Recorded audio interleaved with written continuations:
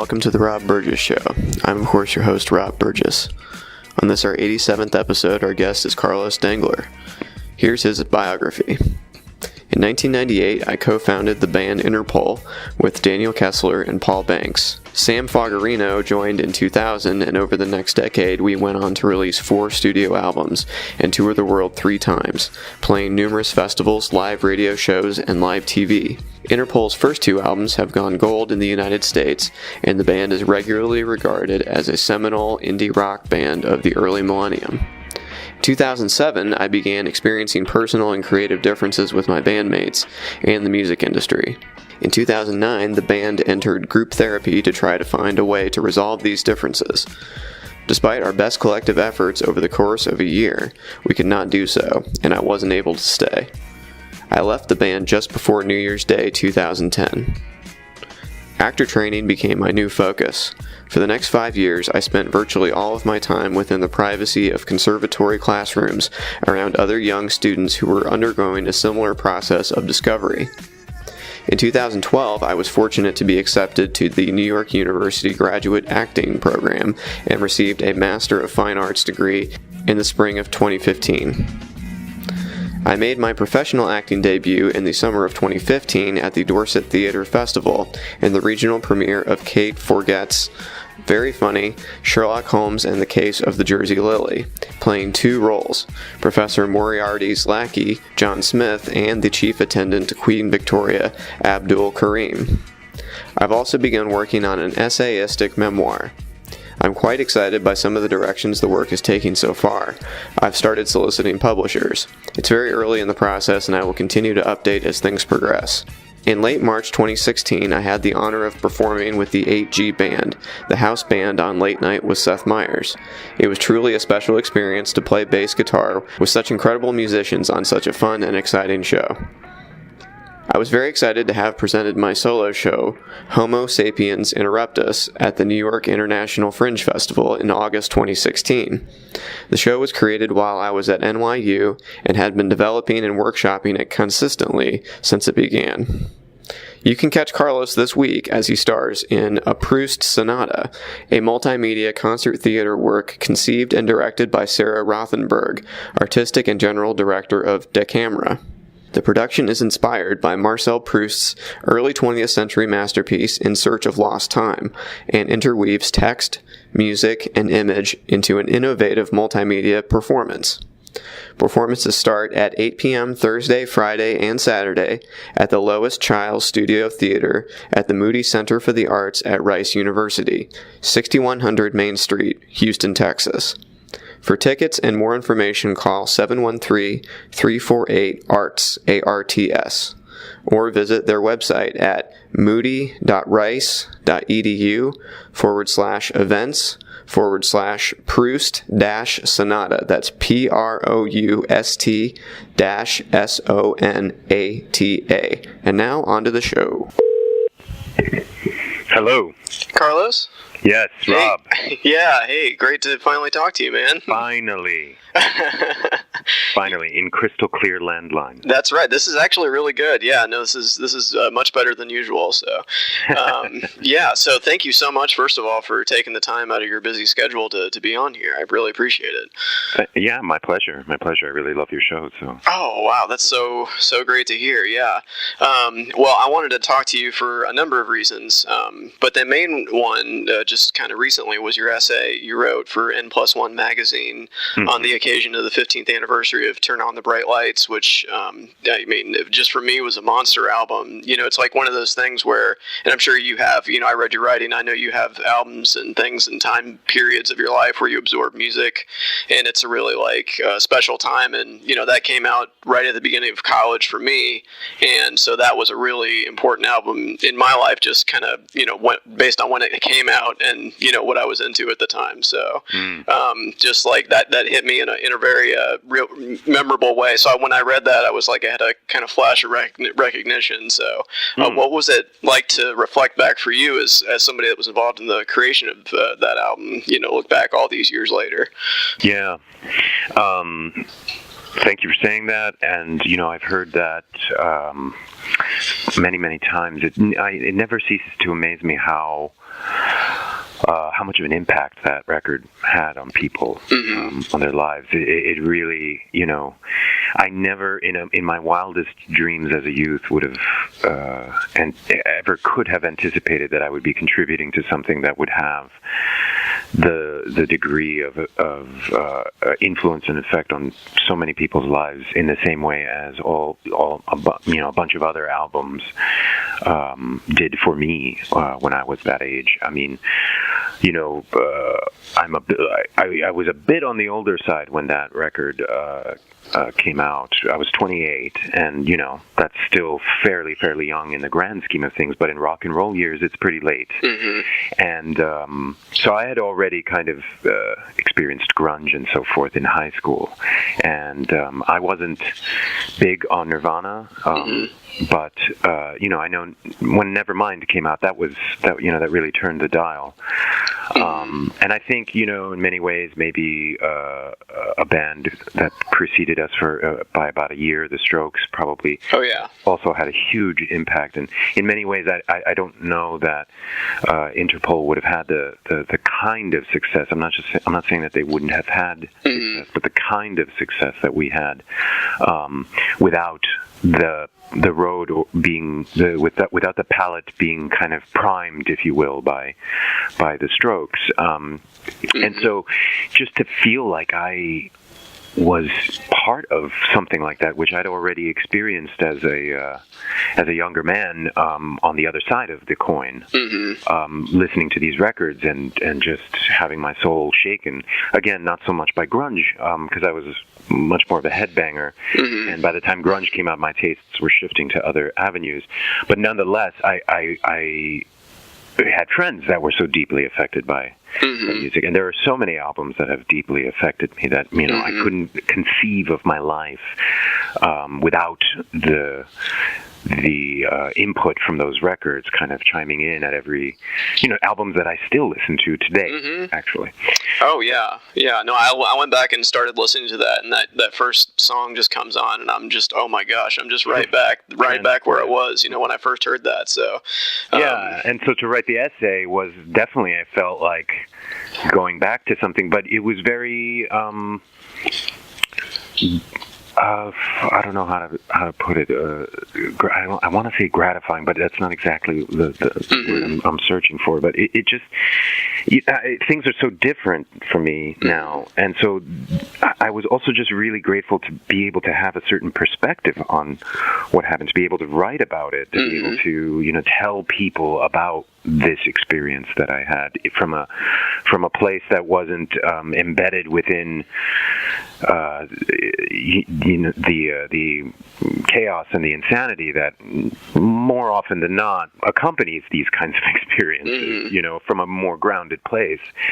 And it was a very surreal experience to be writing that way. Oh, for sure. Well, I'm glad you brought up the Strokes, because I was definitely listening to that right around exactly the same time. So that was definitely right in my wheelhouse. And that whole wave of the White Stripes and you guys and that whole thing was just so, like, it just hit me like a wave. I was like, but it was cool too, because then I got to hear, oh, who are these people influenced by? Who did they listen to? And that's always the thing that I like, because then years later, when, for example, and I hope you don't mind me making this comparison, but I hear a lot of Joy Division and New Order in your playing, and that was always something that later on, because I didn't hear that when I was first listening to your album, but later on, when I finally did get educated, I was like, oh, okay, I think that he was probably listening to that when he was younger, and they were probably listening to something else. It's always fun to just trace the lineage of styles of music back. Yeah, so. I think last I checked, Interpol is classified as neo post-punk revivalist. That's a really long name. Yeah, some such crazy genre. And I said, whoa, I never knew that I would be part of a post-punk revivalist movement. I don't remember signing that form. Exactly. Well, that's interesting, yeah.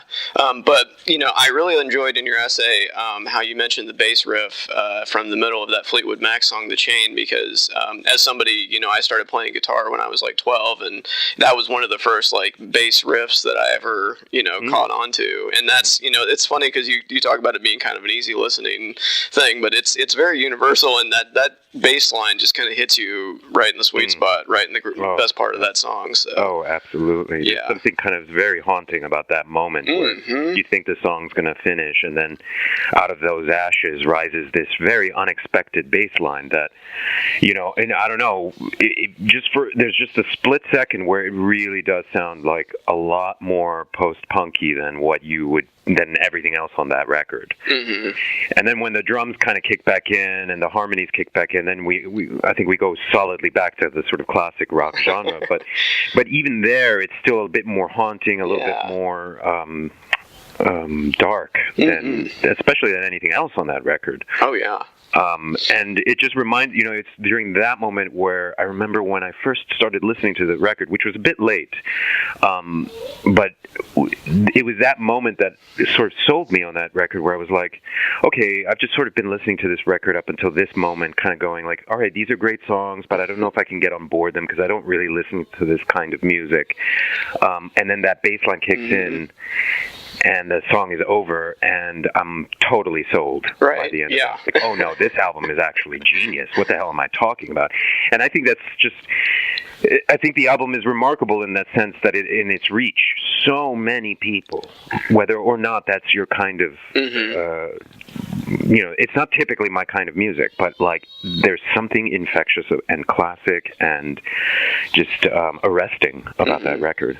Well, it's the bass doing a lot of work by itself, and the stereotype about the bass is just it's kind of in the background, and it's like boom, boom, boom, like playing ones and fifths or whatever, and then going back and forth like that. But when you get to something like that comes front and center. It's leading the music, and that's what I always liked about your playing, is that you're not in the background. You're right, fighting for your right with everyone else, and that's something I always appreciated about your playing. Just as somebody who's trying to play himself, it always stuck out to me. So thank you. Yeah, the bass guitar has its own timbre, its own kind of sound. It's not just a guitar that's lower. Yeah, right. That's precisely right. But what did you? How did you choose the Fender Jazz bass? I mean, I know that's kind of your signature, or at least it was. How did you come to that? My brother played it. Oh, long answer. Okay, all right. I was borrowing.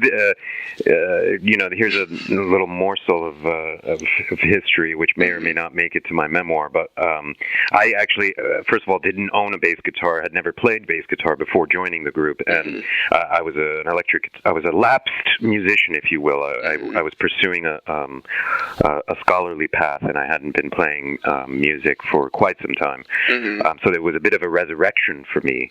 And when I was playing, I was a heavy metal guitarist, and so without, at age 19 or 20, I put that all behind me. I sold and hawked all my equipment, and just essentially decided that I was going to be a philosophy professor. And so everything changed, when I met Daniel and Paul and our old drummer, Interpol's original drummer, Greg Drudy, at around 1997 at NYU. And a bass, the position was a bass guitarist, and I said, well, it has a fretboard, it's got 2 less strings than I know what to do with. They're a bit bigger, but let's see if this can work. And it did. I have a very strong grounding in music theory, and I think that helps in terms of, going back and forth between instruments. And since I didn't have a bass, I was playing a shitty Ibanez bass guitar that Daniel had lying around his apartment. And then when I actually had to play a gig, I decided that I asked my brother politely if I could borrow his Fender Jazz bass, because that's what he was playing. And I was Interpol's first year of gigging in New York City was with my brother's Fender Jazz, and so by the time it came for the band fund to be splurged on an actual bass guitar, so that the bassist could actually have a bass guitar that he owns, which was about a year in. I had already grown so accustomed to the Fender Jazz, and I think it's very well suited to my playing style. Oh yeah, for sure, definitely. Now switching gears a little bit, also in the essay, you talk pretty candidly about your drug and alcohol use during that time. And this may be a dumb question, but I've never even seen cocaine, and I've never obviously done it, so I don't know what it's like. And the way I always think of musicians doing things like that, even drugs I've never even seen one bit of, is do you think they're used in like athletics, like steroids would be in baseball, for example? Because I always thought that was like a performance enhancing drug, because like all my favorite artists at some point seem like they got into this, and I'm sure it's not just all, it's obviously for a reason. It's like this obviously enhances something about it. So I mean I don't know what your philosophy on drugs is now versus then, but it seems like then would it be fair to say that that's maybe part of how the appeal at the time? The appeal for cocaine in particular, as opposed to steroids, which are strictly, as far as I know, I don't think you get any enhancing and psychoactive more. Yeah, right. There's no recreational aspect to that drug use. But it's your job. You know what I mean? It makes your job. It maybe enhances your job performance. Well, cocaine does the opposite to that. I can promise you that. Okay. It does nothing for enhancement. Okay. In fact, I remember the first and only time that I did cocaine and played a show. It was an absolute disaster. Oh, really? Okay. And perhaps I'll save those details for the memoir. Sure. Well, but just suffice it to say that cocaine is an ego inflator. So the brilliance of the drug is in its ability to create an idea of yourself that you can wholeheartely believe in, and it's a very giant idea of yourself. So if you've ever been around someone who's high on cocaine, they're absolutely insufferable because they think they are a lot bigger than they actually are. I cringe when I think about some of the rabid, meaningless chatter that was escaping my mouth while on that drug. But when you are in that environment, when you are gigging, when you're touring, when you're around other celebrities or other performers, there's an energy field there that cocaine is very, very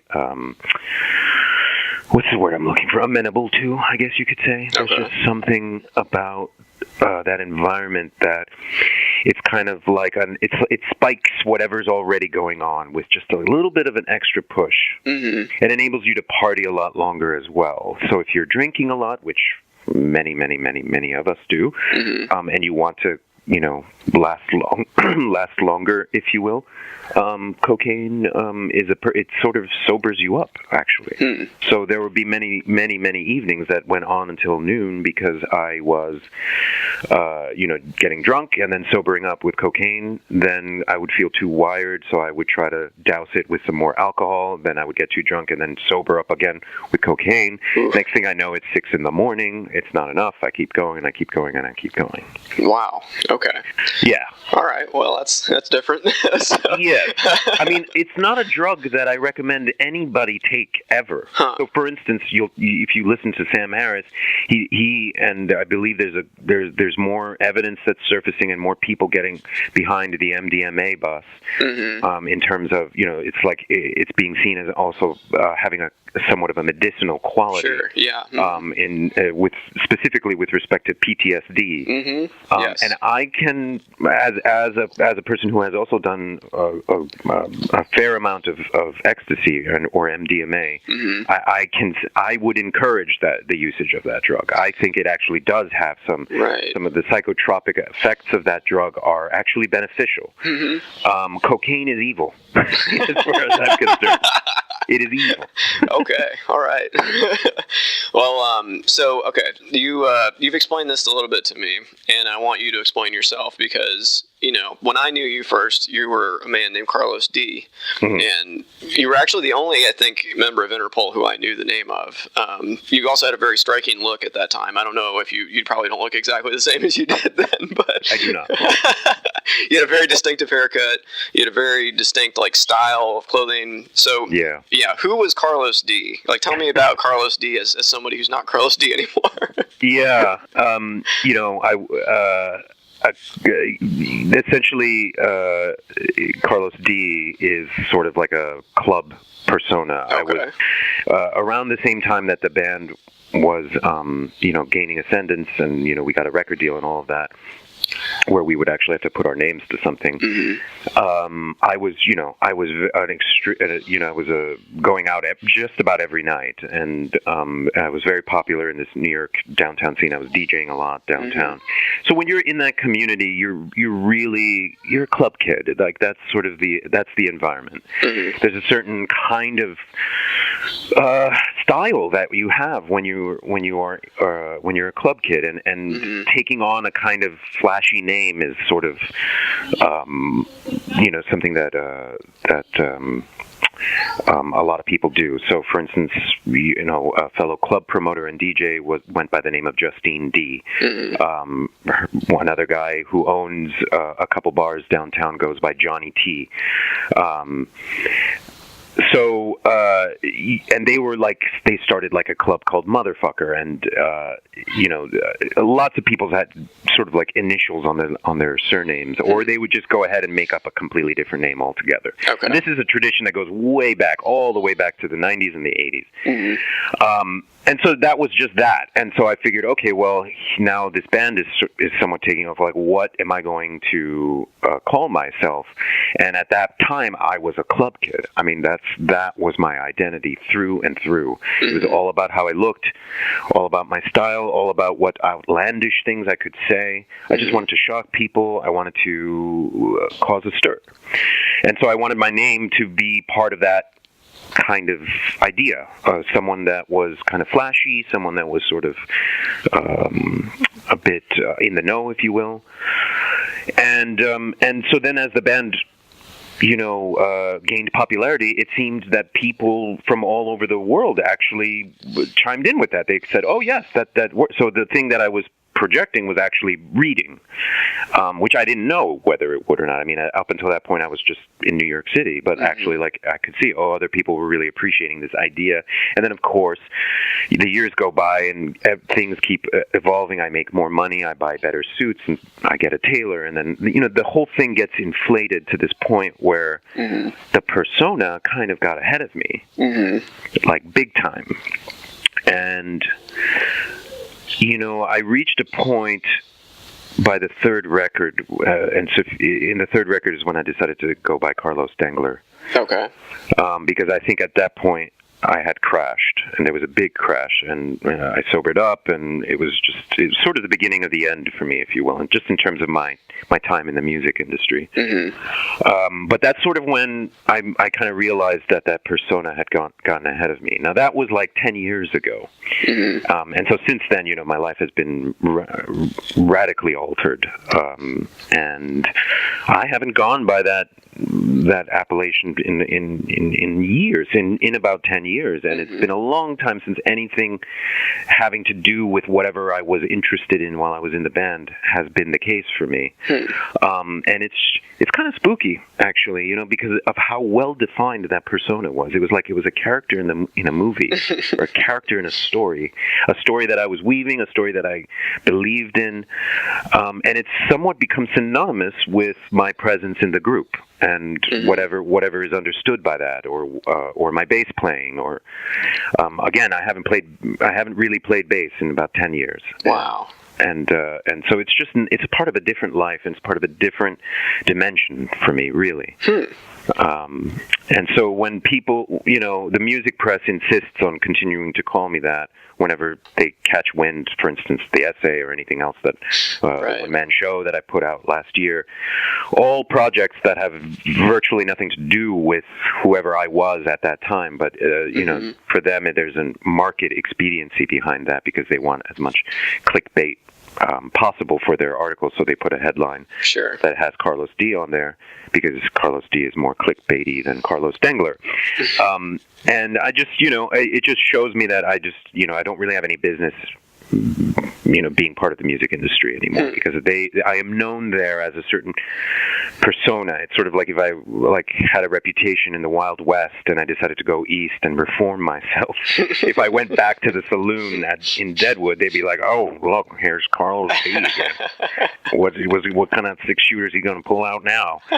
And I would be like, "I don't know what you're talking about, man. I've changed. I've changed, don't you see? I have no 6-shooters any longer." That's sort of what's going on right now, where there's like this community that knows me for doing certain things and being a certain kind of person that I have long said goodbye to. Right. So really, you know, what I'm trying to do for the future with the memoir, with any of the acting work that I do, is just really try to promote and offer up for the world, you know, some of the new stuff that I've been doing with my life, the stuff that feels much more present for me. Yeah, well, definitely. I mean, it makes me think of a documentary I saw about Hunter S. Thompson one time. It was like he went and spoke at a college, like, you know, several years after Fear and Loathing came out, and he just like started, you know, fire extinguishing the crowd, like just to be outrageous. And somebody asked him, "Why are you doing this?" And he's like, "Isn't this what they expect from me?" You know, like they want the wild and crazy guy that's gonna, you know, do something unexpected and you know, leave this trail of genius in their wake or whatever. You know, you know, but that's not, you know, people will change and people evolve, and people, you know, if you get, you know, famous or well known or get notoriety of any kind at one point in your life, it's like, do you have to be in a frozen frame of that for the rest of your life to still have people accept you? You know, it's like people continue to change throughout their lives and go through different phases and careers and things like that. So yeah, it's kind of an unrealistic expectation, but it is. I think nobody really people don't realize this, and you know, the consumers certainly don't, and I would even venture to say that many of the performers don't as well. That the degree to which an investment in a two-dimensional character is essential for just the basic doings of any kind of performance career. There is a brand that you have to sign on to, that you become known for, whether or not it's something that you decided to do, like, let's say, someone, you know, consciously, like, let's say, a Marilyn Manson, who, you know, probably made a very, very conscious effort to create a persona and to market it that way, or whether it becomes accidental and perhaps even, you know, somewhat more subtle, as like, I don't know, somebody like, who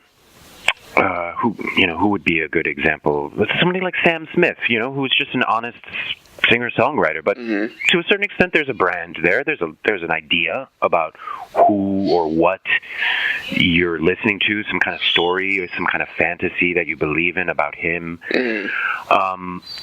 That seems to be, in order for records to get sold, in order for copies to be printed, in order for things in order for people to make money, apparently that is what needs to happen. There's an element of two-dimensionality, and some performers, like quite famously, like Meryl Streep, are going to say, you know what, that's the deal that I made, but I need some space, so I'm going to do my laundry, actually. I'm not going to have a servant do that for me. And that's like a radical way for like somebody whose life is just so huge to retain some kind of normality, something that grounds them. Like if I can touch my towels, you know, and fold them, and when I dry myself later with them, knowing that I was the one who folded and dried them and cleaned them by putting them in the washer and dryer myself, somehow my experience of reality will be much more like three-dimensional. I'll be able to see who I am as a person in something so mundane as that. But you would be shocked to see how little your average celebrity or average famous performer has the ability to take care of themselves on that level. And that's certainly very well in the direction of where my life was headed. And I was deeply alarmed by that and had to, do something about it. Yeah, it's kind of like that famous quote of, wearing the mask and, where you not being able to figure out where the mask ends and you begin or whatever. Absolutely. It's wear it for long enough. What's the difference, Basically, I was telling this to my castmate in the production that I'm in right now earlier today. You're basically waking up, and for the first 10 seconds of the day, you are you. And then the moment you get out of the bed and you put your 2 feet on the floor, you have to become that brand. You have to start taking the calls as that person.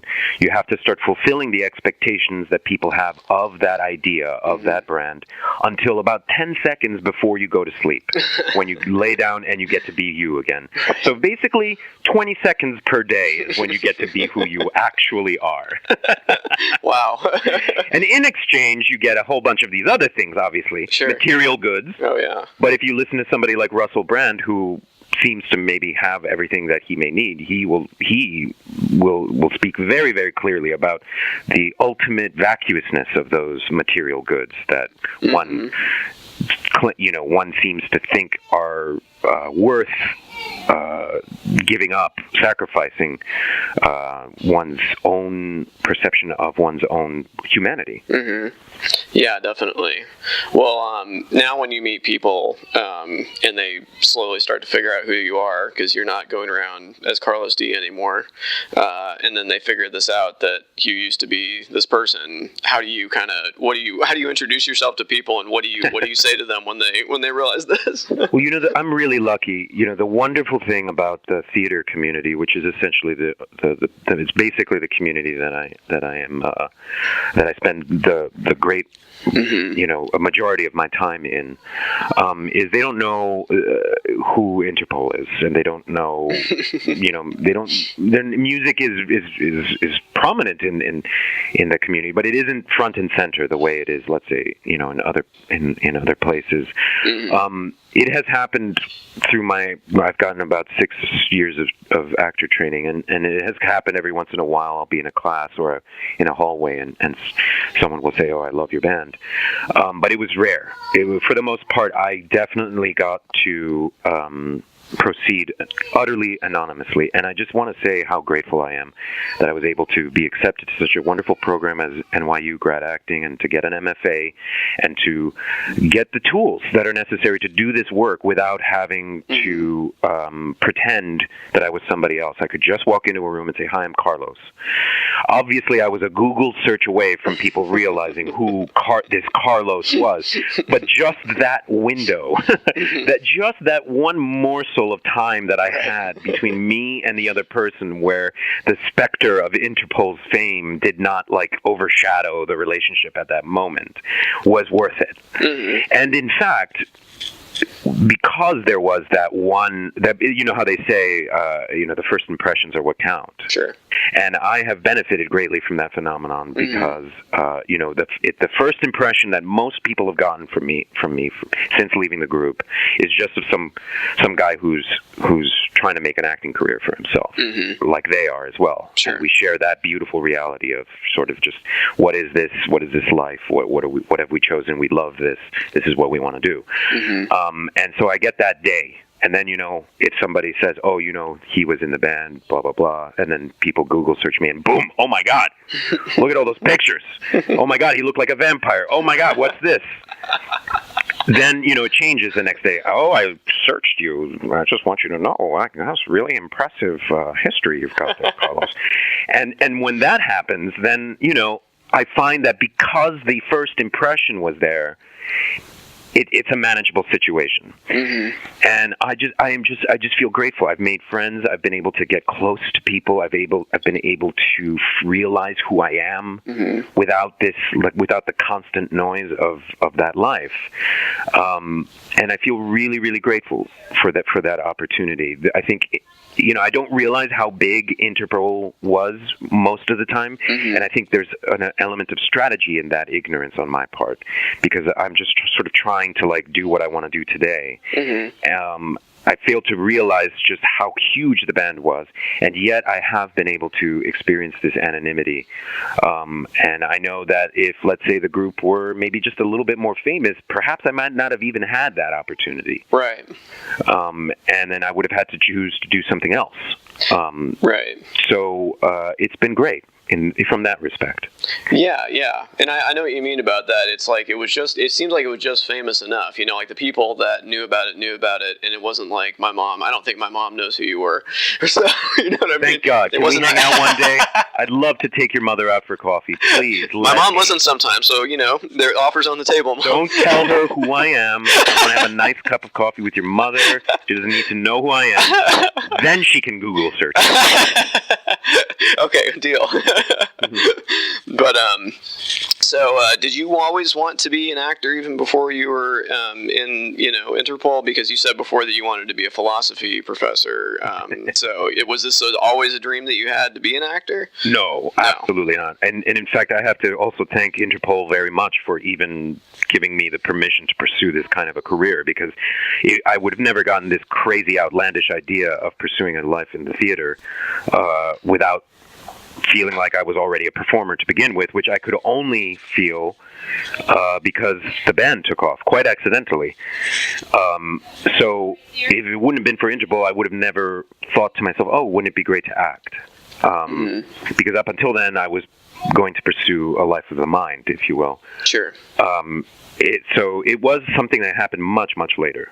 Like, I think probably like in 2005, maybe. I want to say, like, I took my first acting class, and that was like around when the Antiques tour was finishing up. And,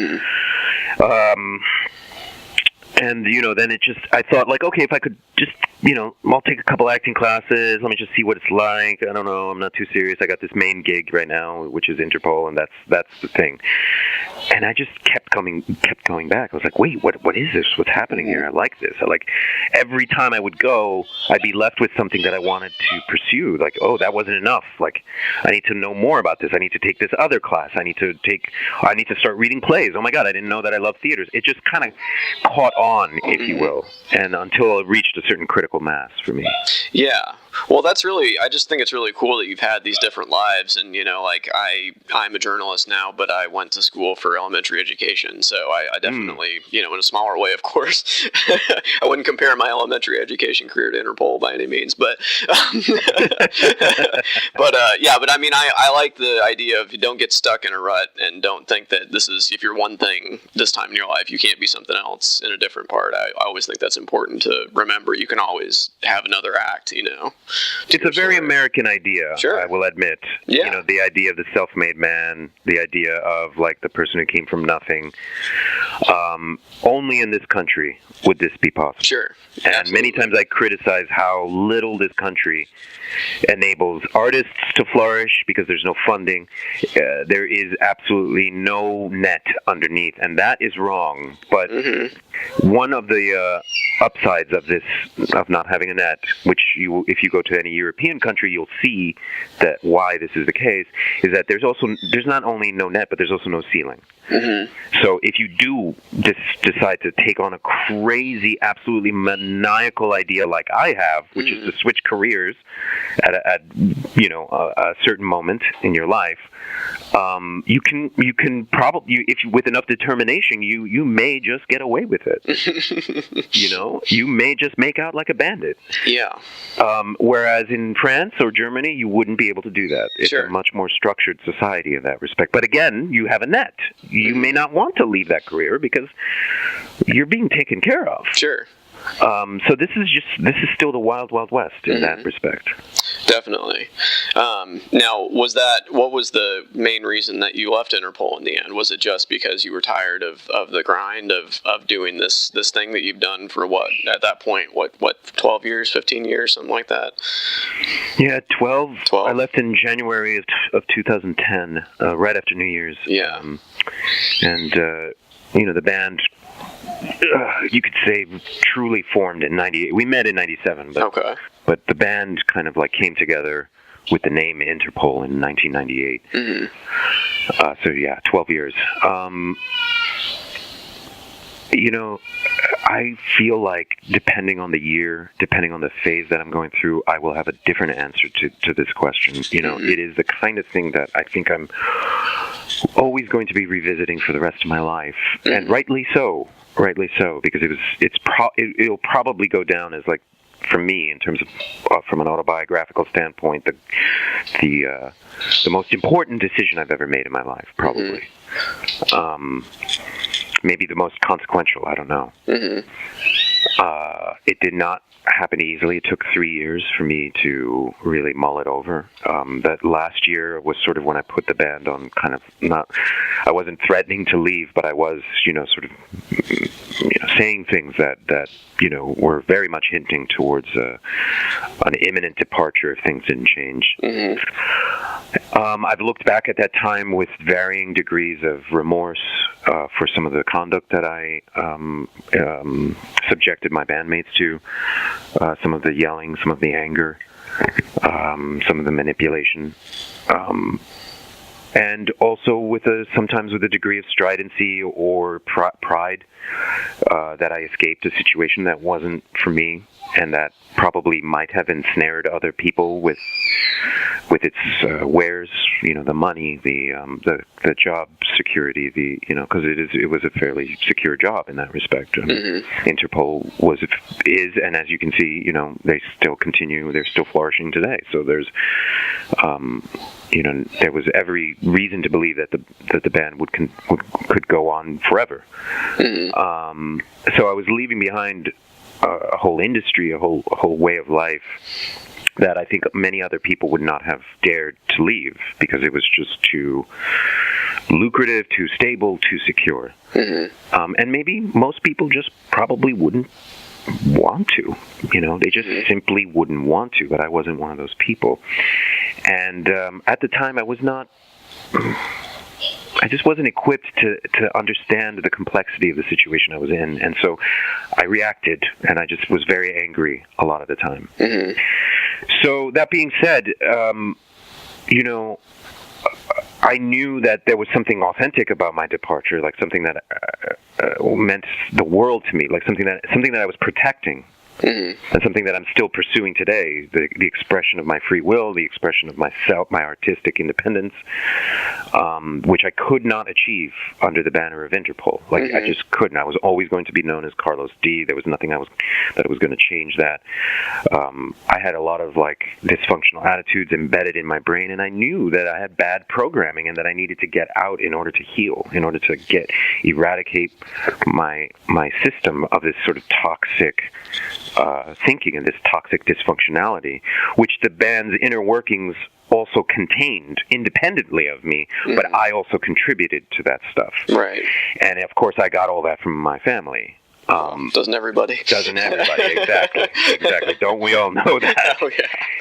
So in that sense, it was also a personal decision. It was kind of like a flash of light of realizing, oh my God, I will not be able to grow if I stay here. And I think what couldn't see back then, which I can see very clearly right now, is how utterly heartbroken I was that this dream of this band, how wonderful it was, all the happiness that it was bringing to so many people, that I couldn't stand by it any longer. Like, I think I was really heartbroken by that.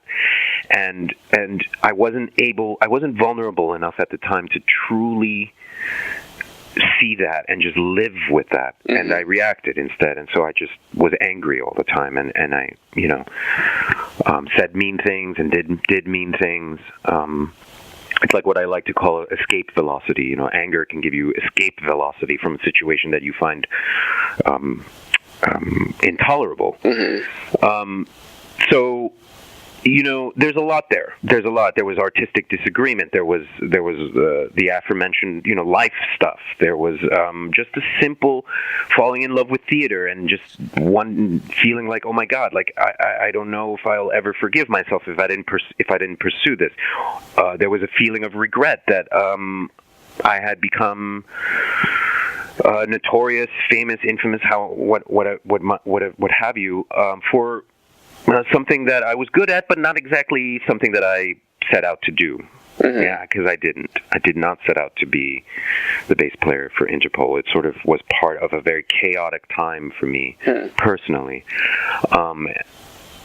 I think I'm going to spend the rest of my life kind of weighing the scales there, kind of on one hand putting Interpol was fantastic. Look what it did. It was part of the scene. It was part of this movement. It was this beautiful music. It was so sophisticated. It was critically acclaimed, blah, blah, blah. Let's throw all of that on there. And then on the other hand, I'm going to have, but I could never be who I needed to be in this group. I needed to find out who I was. There was no other way. I was insane. I was literally clinically insane. I was an addict. I needed to get out. It's just one of those things where you are in a situation and you have to make a decision. I stated in the essay, I'll always stand by it. But it doesn't mean that I don't look back and really have to, shudder sometimes about what I really did leave behind, which was a lot. It was a lot. Well, it's also hard too, because I've always been amazed that if you see the Rolling Stones are still going and they've known each other since. Yeah, maybe they're not. I don't know. They were going recently anyway, a few years ago. But anyway, they've known each other for the most part since they're 14 and 15, and they're in their 70s now. So it's kind of weird to think that you're going to work at your day job with people that you knew when you were that young forever. It's if you just keep going in this band, you'll always just Larry from down the street when you were living on this certain area, and it's we're just going to work together forever now. Okay. It's all right. I've never had a coworker that long, Yes, right? Exactly. That's a really great point. When there's something that happens when you're in the theater where you are in a play and you're doing the work for anywhere between a month to 8 months, sometimes if the play does well, over a year, and you bond there's something that between actors in a play, the bond that happens is so I don't have words for it. It's just so pure and immediate and readily available. There's just, our hearts are open because they need to be open for this work, and then it's over. And you go back, and then you have to find another gig, and you have to go and find other actors, and then it starts all over. You join a new cast, and you're like, oh, I love you, and it starts all over again, and it's this almost like a maddening kind of Groundhog Day, except with a different group of people. And there's different ways that you can react to that. A lot of people get jaded about that. A lot of people, it suits them fine. It hurts me when I have to say goodbye to a cast and say, I don't know if I'll ever see this person again, or I certainly won't have this kind of a relationship with this person again unless I happen to work with them again, which is completely beyond my control. Now, as painful as that is, I have found that is much, much more suitable for my temperament. I could not breathe in a situation like with Interpol. It was too claustrophobic. It was too intense. The idea, the level of commitment that I was looking at, that this would be my life for that long. Just I never was comfortable with it. And I kind of, at a certain point, I reached a decision to believe that I never would be comfortable with it.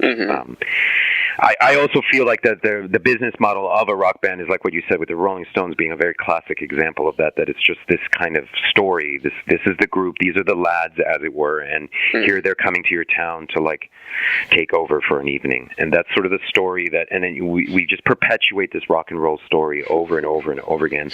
And I also didn't find that to be a very interesting story for me. Well, and also, I've always, I've interviewed other musicians over time, and they've always been touring, so they'll never admit this, but I know it's true, that you've got to be sick of playing certain songs that everybody wants to hear, especially the hits, and especially ones that, everybody knows and expects you to play, and if you don't play them, they're going to be like, well, they didn't play, Yeah, it's my God. Wow, where's the freshness and the newness? It's the, 2000th time I play this song, I mean, I don't want to belabor the issue by taking up more podcast time, but you're fine. But it's just and I probably will write a little bit about this in my memoir as well. That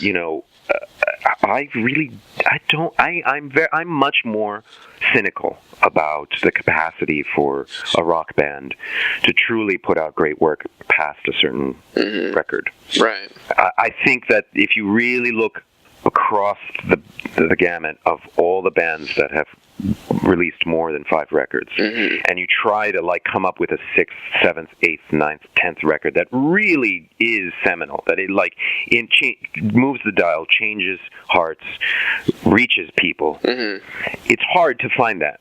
I'm not saying that they don't exist. I think some of Depeche Mode's later work is actually exceptional, and that's just one example. Right. There are many bands that have also done it, but just in terms of statistics, I just don't think that it's really something that you can bank on. And there's something inherently volatile about some of the great rock music made by bands, not by singer-songwriters, not by solo artists. I mean bands. There's something volatile about that mixture that kind of it benefits the music, and that volatility is like a ticking time bomb that's ready to go off, and when it goes off, the band dissolves. And that story we have heard much more often than the story of the band who on their 6th or 7th record released another like seminal work. And so I just, for me, that's what I've always believed in. That's what I always felt was the proper kind of attitude to take towards a rock band, which is just somewhat like what Morrissey and Johnny Marr have taken on, which is just like, that was then, this is now, don't ask us about a reunion, which I fully respect. And I don't want a Smiths reunion. I don't want to go somewhere and see a bunch of older men pretending that they're in their 20s. It just doesn't do anything for me. And I think so many people are primed by this industry, by the marketing strategies of this industry to put on. It's like they're putting, when you go to a 3D IMAX and you're given the 3D glasses before you go in by the ushers. It's like there's a virtual usher before each stadium entrance of like youth goggles, like put these goggles on. Right. And pretend, and everybody does it. Yeah. We're primed to do that. Oh, yeah. And I just went to a Depeche Mode concert at Madison Square Garden, and I put on those fucking goggles. Sure you did. So, yeah, because I wanted to, because I paid the fucking ticket, so I'm not going to get my money's worth, right?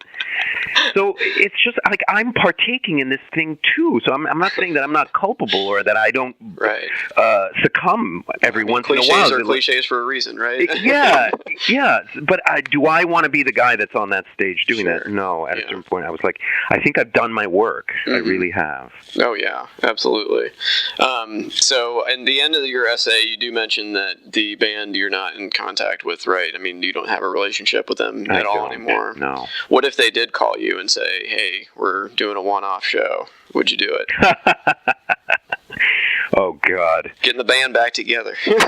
Yeah, I would be lying if I didn't once in a while kind of kick back and put my feet up on a chair, pull out a pipe and go, I wonder what that would be like.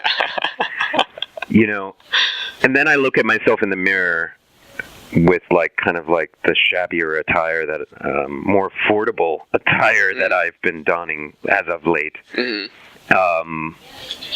And I just try to ask myself whether I could possibly ever get on a stage with those guys. That's not really something that I have any idea about. I don't know what that would be like. I mean, on the one hand, it would be the greatest. I think it would be such a seismic event. I think people would like lose their shit if that happened. Oh yeah. On the other hand, I feel like I would be disowning the very thing that I left the group for, which is the decision to say, no, this is it. This is where the line is, and there's no more reunion. We can't turn back the clock, and I refuse to pretend that we will. And I think every reunion is based on this kind of like bullshit, nostalgic kind of fix that people long for. Artists many, many times do it for the money. There's so much money in it that, they can't say no. Sure. I hope that it never comes down to an issue of money for me, that if I were to do something like that it would make sense on some kind of emotional level, that maybe it wouldn't feel like such an abrogation of my everything that I've been working towards. It's a delightful idea. It's, you know what I think more about? I think more about them. I just think more about the guy. Like, I kind of don't care too much about the band so much. I think about Daniel. I think about Paul. I think about Sam. I think about them as people. Something that I did not do when I was in that group. Sure. I did not look at them as people. I did not see people on the other side of the table when I was talking with them. I saw, projections of what I thought, I needed to believe about my reality. Right. And that's kind of what's most important for me, is somehow living in a way that restores the humanity that I, in a way, took away from that group. Well, yeah, I mean, and if you hadn't left, maybe you would still think of them that way, and you wouldn't have this perspective that you have now. Now you're talking wisdom, Rob. Oh, wow. Now you're just dropping wisdom. I didn't know it happens from time to time. I didn't know we were going to go this far. Yes, you are absolutely right. Oh, we go in. Yeah. So tell me about your memoir. How far are you into it? That's got to be interesting, right? Yeah, it's not very far. I recently spent a week in Vermont, and I banged out a proposal. So my agent we're gonna go and meet with some publishers soon. Cool. And so I'm hoping that I can actually get cracking on this in earnest next year. Awesome. Yeah. And it's not going to be it's not going to be your typical rock star memoir, and I would never even call it a rock star memoir. It's going to be essayistic. It's going to be topic oriented. I'm trying to construct essays that sort of aren't beholden to a chronology. So if there's an essay about one that I'm writing right now is about my hiking trips, but I found that somehow I was able to get into what I was pursuing by going into nature that was similar to what I was pursuing when I was in the band. So then I would kind of jump to an episode that happened while I was in Interpol that was related to the thing that happened 5 years later while I was climbing a mountain. Sure. So the memoir is going to be organized that way. It's it's going to be very heavy with personal stuff. It's going to talk a lot about stuff that I've done after the band. I really want to write it from the perspective of somebody that's kind of lived outside of the marketplace, outside of the industry for a long time, that's done a lot of soul searching, which I have. I want it to be a memoir that reaches as many people as possible. I am deliberately constructing something that can be read and fully appreciated and digested by people who perhaps have never even heard of Interpol. In many respects, that may disappoint Interpol fans. Maybe they will want to hear more, or something different, or something that fits more with what they believe they know about me. But again, very big reason for why I'm writing the memoir is to also clarify how my life has changed. And hearing myself talk about this stuff, I kind of feel like there's a lot of vanity in all of this. You need to see who I am today, buddy. And it's true. Narcissism is a part of any performer's reality. Sure. And anyone who tells you otherwise is lying, or just lying to themselves. They would just do it in private then if they didn't want anyone to see it. Sing into the microphone in front of the mirror. Not that I do that, but it's okay. There's an element of healthy narcissism to this. Ultimately, at the end of the day, I want to write something that will fulfill my narcissistic imperatives, but more importantly, will hopefully inspire people. Not just people who are looking to get into music, but people who are struggling with who they are, with what the world expects them to be. If I could speak to those people, and just offer up what I've experienced in terms of that realm in a very unexpected way, then my mission will have been accomplished. Well, great. Well, I would definitely like to read that when it comes out for sure. But what, is there anything else I didn't ask you about that you want to get to? No, I think.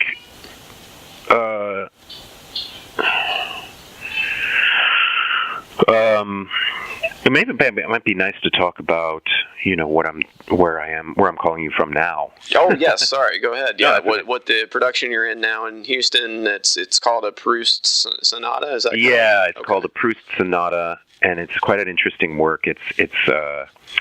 I'm portraying Marcel Proust, and I'm reading excerpts of his prose, and it's not easy, and I'm learning a lot. And it's not a play; it's sort of like a narration, but acted out narration. So I have to actually be Proust, and it's all done within the midst of a concert, featuring some Chopin, some Schumann, some Beethoven, some Fauré, and it's piano, violin. There's a string quartet. There's a soprano. There's a tenor.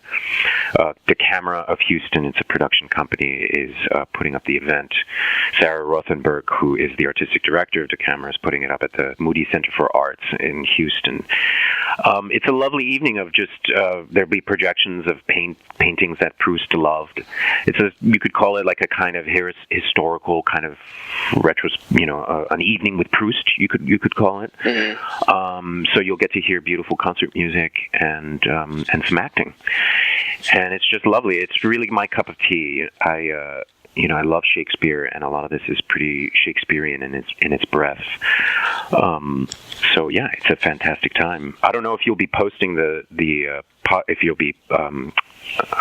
posting the podcast in time before. When does it close? Well, it's just 3 nights. Oh. It's this Thursday, Friday, and Saturday. Okay, well, I'll tell you what, I'll get it out a little bit early so people have time to hear it before. That would be fantastic. It's at Rice University in Houston. Cool. All right. Well, if anyone's nearby, definitely go check it out. But have you? Last question: What have you been listening to or reading, or what cultural events have you been attending here? Yeah. I recently decided to do this kind of what I call book race to the Last Jedi premiere. I'm a huge Star Wars fan, and for some reason I said, let me just let the premiere of The Last Jedi be my end date. And I put up a stack of books, and I took a picture of it and posted it on Instagram and said, this is my goal for this by mid-December. And it's, I've just finished the Ta-Nehisi Coates book, which is amazing. Before that, I read Russell Brand's book. I'm reading some Proust. And I'll be reading some memoir. I'll be reading The Bell Jar. I'll be reading a great book, from what I understand, called Another Bullshit Night in Suck City. So some memoirs, The Glass Castle. Hopefully I'll make it by December 15th. So I've been reading a lot of nonfiction here and there. And listening-wise, I've been on this, Crystal Castles kick. I got into them, really late. So they've just been kind of on rotation. I've been kind of picking up some jazz, and then just going back to, my classical music staples. A lot of times what I like to put on is ambient music, Patrick O'Hearn and another artist that I really love called Tom Brennan. And they're just sort of like new age kind of atmospheres, but really, sort of dark and long. And I think, I use it for meditation, I use it for yoga, and I use it for reading and writing. It's really, really stimulating, really peaceful music. Very cool.